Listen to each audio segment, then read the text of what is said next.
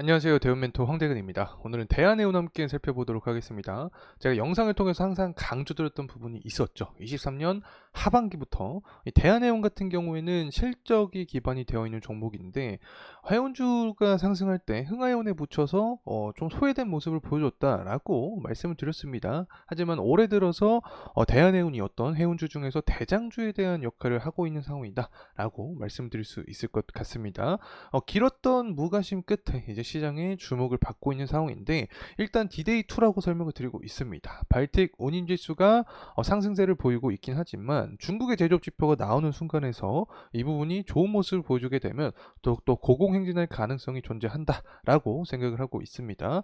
그리고 나서 이제 중국의 밀어내기 수출 이후에 상하이 컨테이너 지수가 상승하는 모습을 보여주었죠. 때문에 운임비에 대한 시장의 관심도가 강하게 주목을 받은 건데 만약에 하반기에 발틱 운임지수 역시 상승에 대한 모습을 보여주게 되면 해운주에 대한 강세는 올해 계속해서 지속될 가능성이 있다라고 개인적으로 생각합니다. 하지만 우리가 좀 냉정하게 볼 필요도 존재를 하는 거죠. 현재 구간을 봤을 때 단기적으로 과열된 구간이 분명히 존재합니다. 그래서 리스크적인 측면을 생각을 했을 때 건강한 상승을 위해서 어떠한 부분이 필요할지 함께 알아보는 시간 갖도록 하겠습니다. 자, 우선은 대한해운의 이 가격적인 흐름세부터 함께 살펴보고 넘어가도록 하죠. 금일 22%가량 강하게 상승에 대한 모습을 보여주고 있습니다. 양봉이 꽉 차게 나왔죠.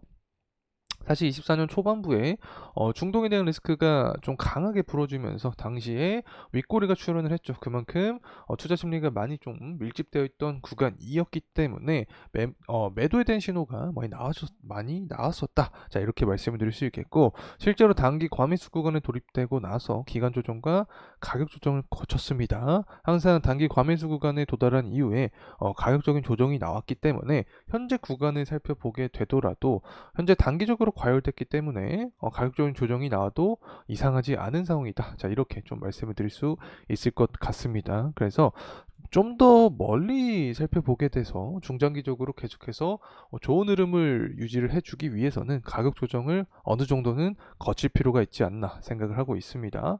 그래서 가장 좀 베스트 시나리오라고 할 수 있겠죠. 가장 이상적인 시나리오는 5일선 구간을 이탈하지 않으면서 주봉상 5일선 구간을 이탈하지 않으면서 계속해서 상승에 대한 모습을 보여주는 게 가장 이상적일 수 있다라는 말씀드리면서 그럼 영상 시작해 보도록 하겠습니다. 해운주에 대한 긍정적인 이야기가 나와주고 있습니다. 해상운임이 더 오를까라는 내용인데 이 덕분에 해운주가 다 상승을 하고 있죠. 흥하해운도 그렇고 HMN 같은 해운 관련된 종목들이 좋은 흐름세를 보여주고 있다 이렇게 말씀을 드릴 수 있겠는데 해운주의 대장주 역할을 지금 하고 있는 게 바로 대한해운이다라는 말씀을 좀 들었습니다. 이 전쟁이 다시 한번 부각이 되면서 아직까지 전쟁이 끝나지 않았구나. 그래서 심화가 되면 이란 밑에 호르무즈 해협까지 봉쇄될 가능성이 있구나. 그래서 운임비 상승을 야기할 수 있겠구나. 뭐 이런 기대감이 반영이 되지 않았나 생각을 하고 있습니다. 최근에 후티 반군은 지난해 10월 달부터 해서 전쟁이 발생한 이후에 이 하마스를 돕는다는 명분으로 홍해를 지나는 상선을 공격을 하고 있다. 그래서 지난 12일이겠죠. 12일. 지난 12일에는 홍해를 지나던 그리스 소유의 라이베리아 선적 석탄 화물선이 후티 반군의 공격을 받고 침몰한 경우도 있다.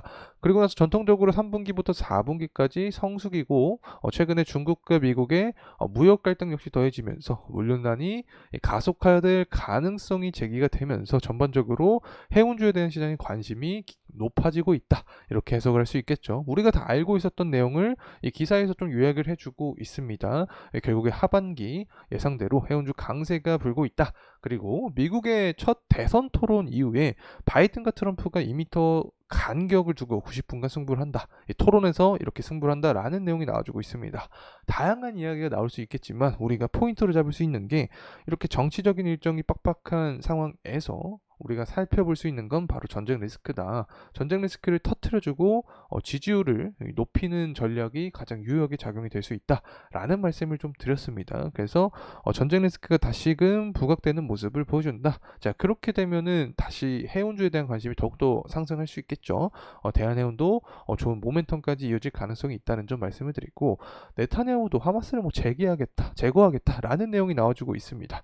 그만큼 현재 전쟁 리스크가 불거질 가능성이 높다. 지금 유가적인 측면을 보더라도 공급량이 늘어나면 보통 가격이 떨어져야 되는 상황인데 전쟁 리스크 때문에 가격이 떨어지지 않은 상황이 유지가 되고 있습니다. 그만큼 시장 입장에서 봤을 때 이제는 전쟁에 대한 부분을 받아들일 준비가 되지 않았나 이렇게도 생각이 드는 상황입니다. 그리고 발틱 운임지수 함께 살펴보도록 하겠습니다. 현재 1964포인트 정도를 형성해주고 있는데 만약에 발틱 운임지수가 재차 상승을 해주는 모습을 보여주면서 5월달처럼 2200포인트까지 도달을 해준다라고 하면 상승 탄력을 더욱더 가파르게 받을 수 있지 않을까 생각을 하고 있습니다. 특히 소비철도 다가왔기 때문에 물동량이 증가를 하면서 운임비가 상승하는 측면 그리고 중국의 제조업 지표가 이틀 남았죠. 이 제조업 지표가 잘 나와주는 모습을 보여주게 된다라고 하면 원자재 가격도 상승할 수 있게 됩니다. 그렇게 되면 해상운임은 더욱더 가파르게 고공행진하는 모습을 보여줄 수 있다. 그래서 상반기에는 컨테이너 운지수가 해상운임 상승세를 좀 유발했다라고 하면 하반기에는 발틱 운임지수가 운임비 상승을 가장 크게 좀 견인할 수 있지 않을까 개인적인 말씀을 드립니다. 그렇게 되면 어쨌든 철광석 가격 역시 좀 반등을 해주는 모습을 보여줘야 됩니다. 이 부분이 바로 운임비 상승을 촉발할 수 있게 되고 환율적인 측면도 살펴봐야 되는데 환율이 1,400원 구간을 돌파하는 모습을 포인트로 삼아야 됩니다. 그렇게 되면 고환율과 고운임비에 대한 대표적인 수혜주가 해운주가 될 수 있다. 그래서 대한해운의 어떤 실적적인 부분도 기초로 쌓여 있기 때문에 대장주로서의 역할을 지속할 수 있지 않나 개인적인 말씀을 드립니다. 돌아와서 대한해운 이 가격적인 흐름세 함께 살펴보도록 하겠습니다. 그 전에 먼저 재무적인 부분부터 알아보고 넘어가도록 하죠.